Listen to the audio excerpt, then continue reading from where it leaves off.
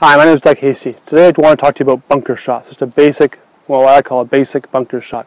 You should think of it that way too, because you want to think of it as an easy shot, not a hard shot. When we start talking about bunker shots, we have to talk about wedges.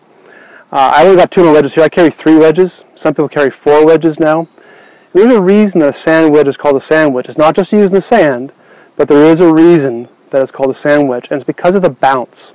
So I want to show you that close up. This is my pitching wedge.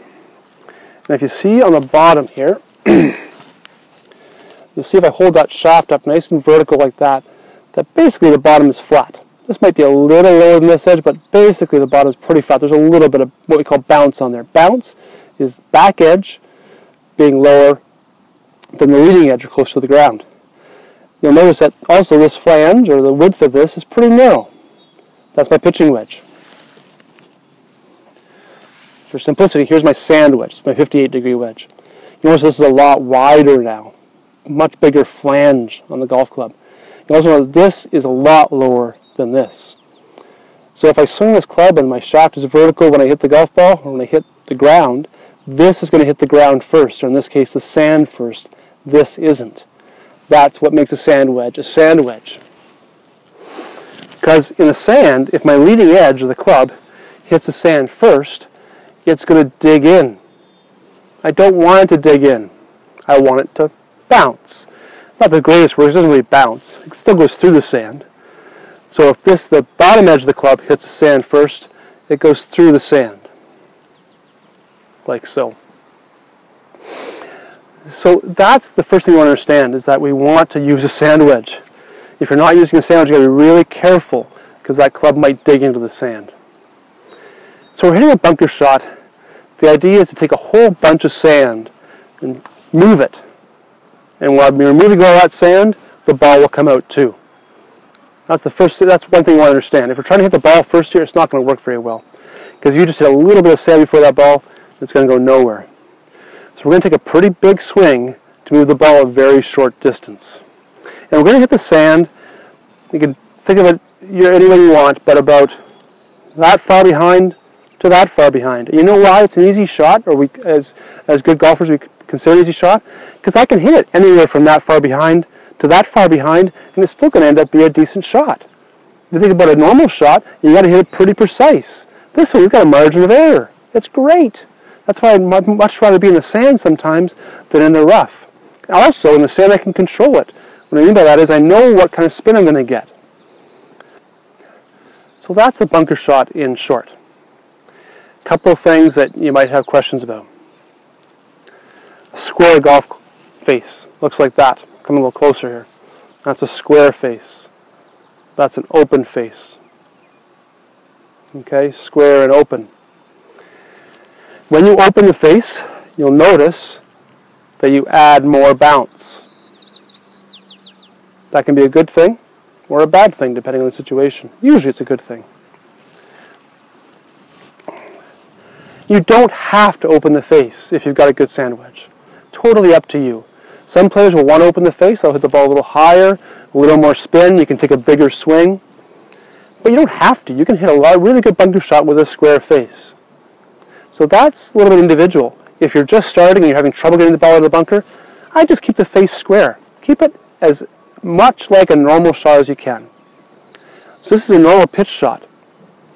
So I'm only going to try to hit this ball about maybe 8 yards. Okay, that's how far I'm going to try to fly this ball.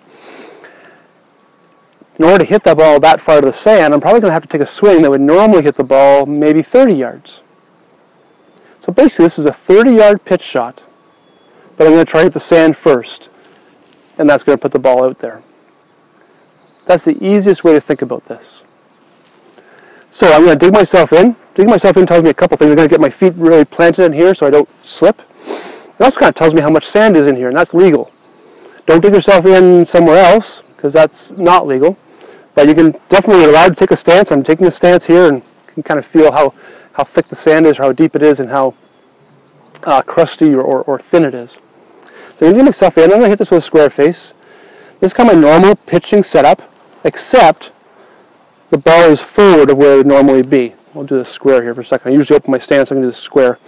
So the ball's a little forward of where in pitching I'd usually have it right about here. about 5 or 6 inches inside my left heel, maybe 4 inches. I'm going to have this kind of 1 inch inside my left heel. So I hit the sand first. There we go. Now I'm going to take that 30-yard pitch swing, try to hit the sand, again about there, and we'll see how it goes. Get a nice little bunker shot. Notice I'm not really moving my feet. 30-yard pitch shot, I wouldn't move my feet. I don't need weight transfer to hit this shot. Also, there's a big splash of sand here. It's probably about almost a foot long. That's okay. That's just fine. That would be a normal bunker shot. Okay, I've raked this up, put a new ball down. Let's talk about how to practice it. When you practice this, you want to know if you've done something wrong, and if you've done something wrong, you know what it is. So what I highly recommend doing if you get into a practice bunker is to draw some lines in the sand, at least one line in the sand. So what I'm going to do is I'm going to draw a line in the sand where I want the club to first touch the sand. So about, again, I've got about that far behind the ball. What that's going to do is after I hit this shot, it's going to tell me what I've done. Okay, so it's going to tell me, did I hit the sand too soon? Did I hit the sand too close to the ball? Then at least I'll know what I'm doing. So let's do that again. So I'm setting up, I'm going to do a square face bunker shot. Ball's a little bit forward of where I normally would be, so here by my normal ball position, kind of where that line is. The ball's in front of that. Not going to use my body, just going to hit a 30-yard pitch shot. There's my little bunker shot. Oh boy, look at that, I did a pretty good job. I hit the sand right on that line, and I hit a good shot. If you hit the sand before way before the line, the club might skip off the sand and come up and you'll thin it and the ball will go way too far, or you might dig into the sand a little bit too much and the ball might still end up in the bunker. If you hit the sand in front of the line, usually you're going to hit more of the ball first and the ball is going to fly way too far. So the key here is to hit the sand, like I said, somewhere between that far from behind the ball and that far behind the ball, and get a feel for how big a swing is going to go how far. That's your basic bunker shot. Hope you have fun practicing it, and good luck on the golf course. Good golfing.